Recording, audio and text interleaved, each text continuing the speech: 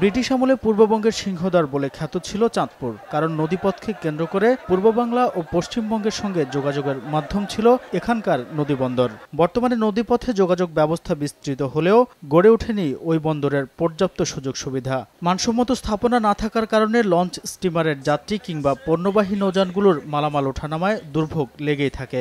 নোয়াখালী থেকে চাঁদপুর হয়ে ঢাকা আসা যাওয়া করি, কিন্তু এখানে যেসব সুযোগ সুবিধা থাকা দরকার এসব সুযোগ সুবিধা নাই। আধুনিক যে সমস্ত সুযোগ সুবিধা ভবিষ্যতে প্রয়োজন সেই সকল সুযোগ সুবিধা থেকেও আমরা বর্তমানে বঞ্চিত আছি। আমাদের পর্যাপ্ত পরিমাণ মাল কিন্তু আমরা উঠালাম, আমাদের লোক আছে, কিন্তু আমাদের অ্যাক্সিডেন্ট হইতেছে। চাঁদপুর বন্দর অত্যন্ত নামকরা ছিল ব্রিটিশ আমলে, এবং এই বন্দরের যা অবকাঠামো আরো উন্নয়ন আমরা প্রত্যাশা করছি। ব্যবসায়ী সংগঠনের নেতারাও জানালেন দুর্ভোগের কথা। এমন পরিস্থিতিতে বিআইডব্লিউটি এর কর্মকর্তা জানালেন, চাঁদপুর নদীবন্দরকে আধুনিকায়নের উদ্যোগ নেওয়া হয়েছে। সরকার এক্সপিরিয়েন্স দিচ্ছে, বন্দর কর্তৃপক্ষ এক্সপিরিয়েন্স দিচ্ছে, আরো 2টা পল্টন আমাদেরকে দিবে। ওই পল্টন 2টা পেলে আমাদের আরো ডেভেলপমেন্ট হবে। চাঁদপুর নদীবন্দরকে আধুনিকায়নের কাজ সরকার হাতে নিয়েছে। আগামী 7-8 মাসের মধ্যে এটা শুরু করা হবে। এর জন্য পরামর্শক প্রতিষ্ঠান নিয়োগ করা হয়েছে।